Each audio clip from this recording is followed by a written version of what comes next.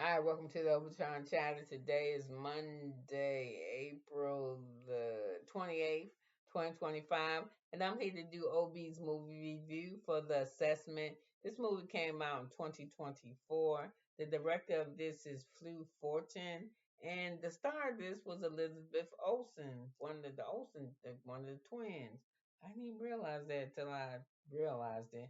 So the budget for this movie was $8 million, y'all, but it only brought in the box office like 280,000. So that's probably why we ain't seen the Olsen twins in a minute and no movies, because that's not good. So anyway, it was filmed in the United States, Germany, and the UK. It's 114 minutes, and this movie is one of those. It's not we haven't it's not the apocalypse yet, but it might as well be. It's a scarcity and resources, and then a lot of disease and stuff. So for people who who want to have kids, you have to have a 7 day assessment. The government it's similar to, if you like, the Handmaid's Tale from off the Hulu's network. The Handmaid's Tale is kind of like that, but it's already married couples, right? And you have to have an assessment to have kids to make sure you're suitable to be a parent. They want to raise human beings that are, that are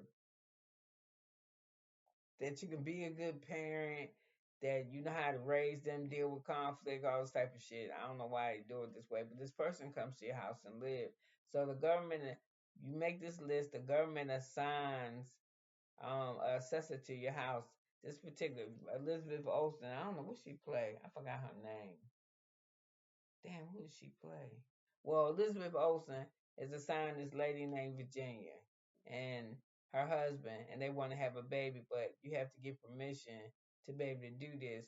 Now, if you don't have a baby this way, something happened that killed kids and animals and all types of shit. So the government wiped out all pets, like you couldn't have any. There's no pets. If you have a pet, her husband came up with something called artificial, artificial pets, where you can you can see them, but you damn got no feeling to them, or they feel funny. So he's working hard to do this, so people can have pets, because the government extinguished people pets because of disease or whatever, whatever.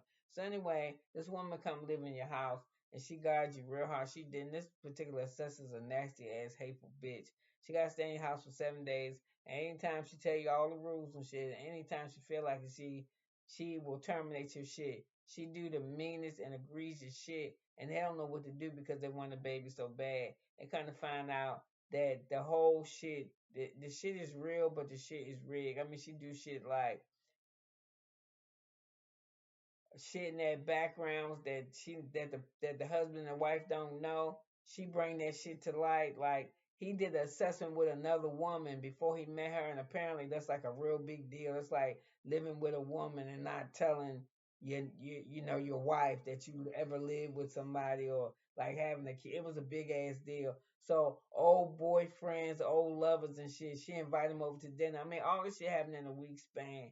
She come out the room. She act like a little girl. The Virginia lady. She do shit like pluck him in the face with food. She tear up the fucking kitchen. She reversed to acting like a kid. It's just some crazy ass shit. But I enjoyed it. I wasn't catching it at first. I was like, fuck that. We wouldn't have no baby. So anyway, the lady, they go through all this shit to the lady even make the husband have sex with her, and he thinking that it's gonna get them approved to have a baby, and it don't work out how he wanted to work out. That lady just destroyed their whole fucking life, right? So it's not really over yet, because it's just I think it's a good movie. I'm trying not to tell it to you, but tell it. But it's like what they kind. It's like a taste of what's going on.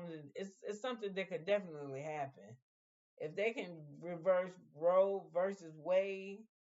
They can do this. The government can do this shit too if we allow it.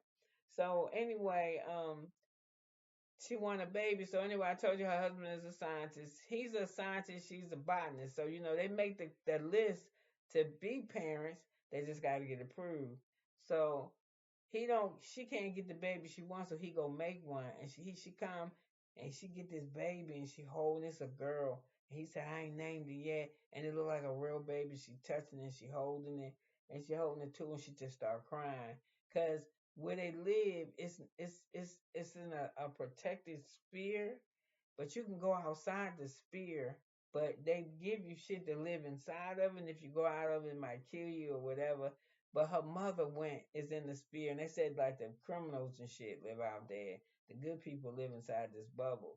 So anyway, her husband get her the baby, tell her name it, and the next thing you know, she just drops that motherfucker on the floor. That's the weirdest shit I ever seen in my life. And baby just starts screaming.